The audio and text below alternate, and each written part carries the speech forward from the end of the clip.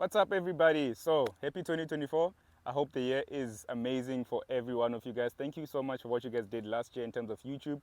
This time around, we're kicking off the year with the most controversial year, like I said, of 2023. The Ford Puma. This time around, Ford Puma. This time around, we've got it in its ST Vignale trim, which I think is what you need to get. The titanium is all good, but I think that this is where you need to essentially gun for. But before I go on, we've got a new member of the family now. We've got Vico behind the camera. This is our new guy now. Hey, say what's up there, boy. What's up, everyone? That's our new member of the family now at Kumbi-M on cars. Anyway, back to the ST Vignale. So we've got these really nice headlights, which I think it's quite cool, man. These are essentially Ford GT inspired, and you can actually see it by the headlight design. LEDs as well. You've got LED fog lamps. This model has adaptive cruise control, so you'll see it at the front there as well. You come across the side, you've got this bitone 18-inch alloy, which I think looks quite cool. As you go to the back, you've got an ST line badge on there, a really nice cool mirror housing with an indicator integrated in it. I think the profile on its own is quite cool. Then you've got a sunroof on there with a shark fin tail. We're about to get interrupted by part of the family, which is the Ford. Let's. So as you come to the rear, I think this is where it looks really good for me. We've got these LED tail lamps. We've got Puma badging in here, and obviously parking sensors on there, and an electronically operated tailgate. Now, while this is cool, right, I find this to be like, what were they trying to do here? This is my biggest problem that I've had with this Puma, because it's not as durable for a parcel shelf. I mean, this thing can come off easily. Like, just look at that, guys. So while I think they were trying to save weight, I don't think there was no need for this. There was absolutely no need for this. It's irritating to put back as well. But anyway, that's the parcel shelf. You do have enough storage in there. And yeah, you've got a spare wheel on there. I think everything has just been really tailored for. You've got this thing on here, which I'm not sure what they're trying to do. But I mean, that's the boot space. This does stay up for you to access the spare wheel, so that's quite cool. And that, anyway, does go down. But you've got a decent sized boot in here, which I do quite like. The seats do a 60-40 split or 70-30. Yeah, I've never understood the 60-40, because what do you measure 60 and what is 40? But anyway, I'm gonna say 70-30. 70-30 split, which is quite cool. Electronically operated tailgate. Nice. But the other cool feature about this is that you are able to actually kick and it'll open. So how nice is that? So welcome to the interior of the Ford Puma ST Vignale. The number one thing that I really appreciate in this car is this perforated flat-bottomed leather-wrapped steering wheel. It's beautiful, multifunctional as well. We've got an infotainment here with Apple CarPlay and Android Auto. We've got a wireless charging pad. You know what? It's a good-looking interior. These seats are comfortable, like completely comfortable. You also have massage function on here, which actually does work, a rolling up or a rolling down functionality, which I think is quite cool. You've got a panoramic sunroof on there, which aids a lot of ambient lighting into the car. I think that's quite cool. The digital driver's display, I've mentioned, it's beautiful, it's gorgeous looking, and it's essentially, like I mentioned earlier on, up to date with what the current models at Ford are currently doing. So you can see that while this is an older generation or older product as opposed to the new gen products, they took the inspiration right from here. It's beautiful, clear and concise, and I'm always happy with stuff like that. A banging Bang & Olufsen sound system in here. I love it. Yeah, and at the rear though, you can't really fit many people in there. Let me just quickly show you. I'm not, that's my driving position, by the way. And I'm not that tall, but look at my knees. Like, there is like absolutely no space. I do have headroom because I'm not as tall, but I think if I had to get Vico in here, it's essentially, he's gonna be a bit struggling for space. But this is my driving position. Not enough room, and you also have a sunshade on here, so you can actually see the entire roof, which is quite cool. I like that. But I mean, that's the ST Vignale interior. Let's go for a drive and I'll give you my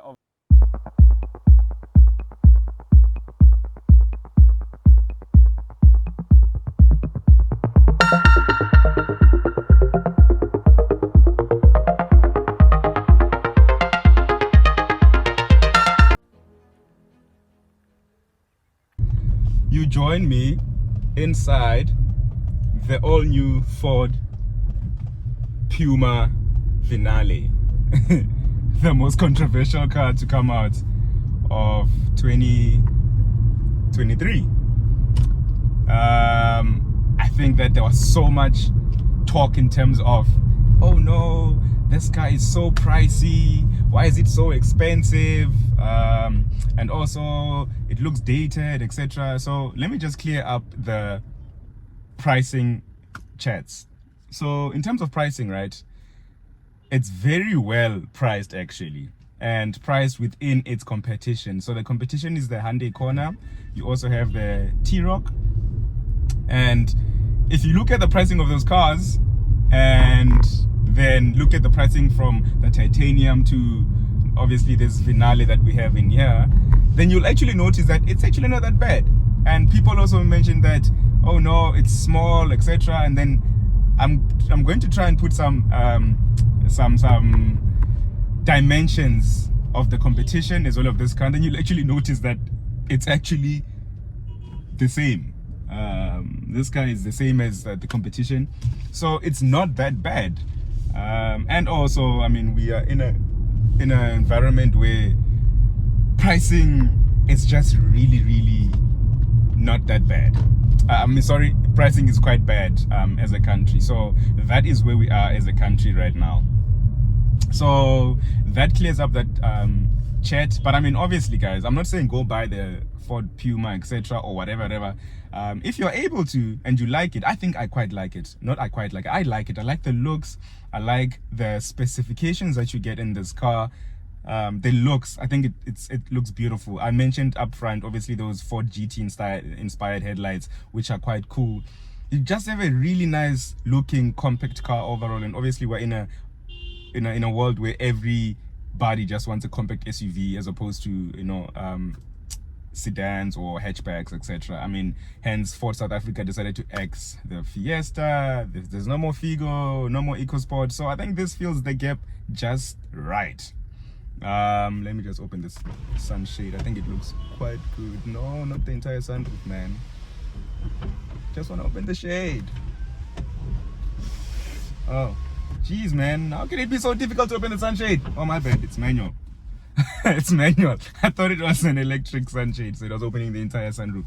But anyway, now, yeah, I've spoken about price, and people thinking that no, it's just a hatchback on stilts, but that's not the case. It's got nice ground clearance. So what you're looking at here is a 1-liter 3-cylinder EcoBoost engine, which I think is peppy. It's quite peppy. 92 kilowatts. You step on it, it's perfect. You don't really nothing bothers you, man. It's a perfect drive. And I remember at the launch in Cape Town, we pushed them quite a bit and they were very responsive. It's powered to a 7-speed dual clutch, so the gearbox is always doing what it needs to do without really being in your face or you have to feel anything really. So I think that's the nice thing about essentially having this car, and what I loved mostly about this car. It sips fuel quite efficiently too. Currently doing 6.1 liters per 100, which is quite cool. And I think that's why people will love about this car. You've got various drive modes. You've got normal, eco, sport, slippery, trail. So essentially, not that you're going to be really tackling some off-road terrains in this, but it just helps to know that, you've got trail assist or slippery trails that you can tackle on this drive modes. So that is quite cool. You've got really nice graphics as well. I love this digital driver's display. You can definitely see that, and this product has been in the market for quite a while. That obviously explains why the infotainment is dated. But you do get Apple CarPlay and Android Auto. But you can see the digital driver's display. This is where now the new gen products, the Ford Rangers, the Everests, they use this display digital driver's display, which looks really gorgeous, and that's where obviously they got the inspiration from. So I am quite happy with that. It's just a lovely offering, lovely package, man. I don't really have any issues. We've got a decently sized cabin here. armrest. The materials in this car, especially the seats, you've got massage seats on here which actually massage you. Quite cool. It's not a gimmick. You've got this really nice stitching in the dash, in the cabin, sorry, but it's just a really nice thought of interior. You've got buttons for your air controls, so not bad. I think that they've taken care of the things that will take care of you on a day-to-day. Oh wow, that's a really nice Raptor. Really nice. I love this perforated steering wheel with multifunctional buttons on here, flat bottomed as well. It's just a really nice, really nice interior. Like, you cannot complain. I think this in the segment is the best interior in the segment. This is the best interior in the segment. And you know what, you will feel it. You've got USB ports in here as well. Obviously, because it's dated, you don't have USB-C ports in here, so that is a bit of an issue. I'm not sure if it's at the back. I'll just check and confirm before you guys start to kill me, but I really like it. And you have to sit, if you have 12 passengers, they have to sit in front, because the rear space is not that much. It's really not that much.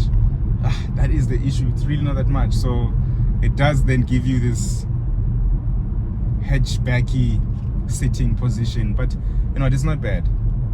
You've got ample boot space. I just don't know what they were trying to do with that boot shelf, man. It's annoying. It's annoying, to be honest. It's not well thought of. It's not durable enough.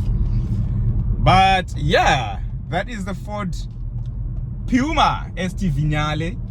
As always, please don't forget to like, comment, subscribe. We're trying to get to 5,000 subscribers, guys. 5,000 subscribers, and I have to thank you guys for what you've done in the short space of time. I mean, we came from about 600 subscribers to 1,400 and counting right now, which I think is quite cool. So yeah, stepped on it, and that was in eco mode, and it just went. Let's go into sport mode. And I like the animations that it does when you do all these things. It's really quite cool, man. Like, it's the little things for me. I'm not a fussy person. I just wish though that these buttons for, you know, park assist, so it does also have park assist, it can park itself. You've got this really nice option as well that I forgot to mention in the boot. You kick it if you've got hands full, and then it will open.